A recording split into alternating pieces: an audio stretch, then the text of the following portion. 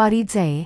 एक व्यक्ति जिसने थॉमस अल्वा एडिसन के साथ व्यावसायिक भागीदारी करने का सोचा। विचारों में असीम शक्ति होती है अगर इन विचारों में उद्देश्य, दृढ़ निश्चय और मजबूत इरादों का समावेश हो जाए तो आप दौलतमंद बन सकते हैं एवं वह सब कुछ हासिल कर सकते हैं जो आपने सोचा हुआ है। एडविन सी बर्स ने यह खोज निकाला कि कैसे विचार शक्ति से धनवान बना जा सकता है।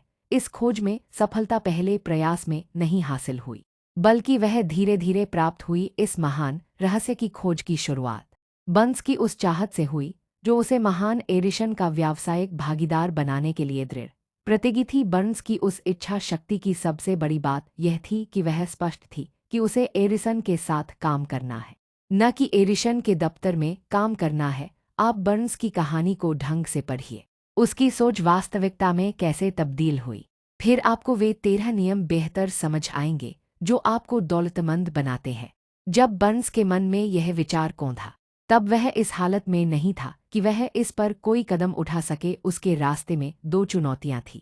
पहली यह कि एडिसन से उसकी कभी मुलाकात नहीं हुई थी, न ही एडिसन उसे जानता था। दूसरा यह, उसके पास रेल का भाड़ा देने का इतना पैसा नहीं था कि वह ऑरेंज न्यू जर्सी तक पहुंच सके। ये चुनौतियां इतनी पर्याप्त तो थी कि अधिकतर व्यक्तियों के आत्मविश्वास को डगमगा दे और उनकी सोच यहीं पर दम तोड़ दे। परंतु उसके इरादे इतने कमजोर नहीं थे। वह दृढ़ प्रतिज्ञ था। उसने हार नहीं मानी, बल्कि बिना टिकट मालगाड़ी से यात्रा करके ईस्ट ऑरेंज पहुंच गया।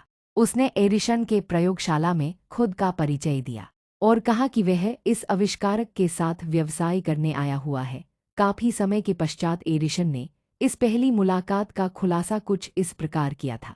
वह मेरे सामने एक सामान्य पर्यटक की तरह खड़ा था, परंतु उसके चेहरे का तेज देखकर ये पता चल गया था कि वह जिस कारणवश यहाँ आया है उसके लिए दृढ़ प्रतिज्ञ है। इतने साल के अनुभव में मुझे यह ज्ञान हो गया था कि अगर किसी चीज को दिल से चाहो तो सारी कायनात तुम्हें उससे मिलाने की कोशिश में जुट जाती है। मैंने भी उसके मजबूत इरादों को भांपकर उसे एक मौका दिया था और उसने इस बात को पूरी तरह से दिमाग में बैठा लिया था कि उसे इस सफलता को पाकर ही रहना है। धीरे धीरे उसके कार्यों ने भी यह सिद्ध कर दिया कि मैंने उसको मौका देकर कोई गलती नहीं की थी। उस नौजवान बर्न्स ने उस वक्त एडिसन से क्या कहा यह उतना महत्वपूर्ण नहीं था जितना कि उसने इस बारे में सोचा कि उसे एडिसन के साथ में काम करना है। इस बात पर एडिसन ने भी अपनी सहमति जताई थी।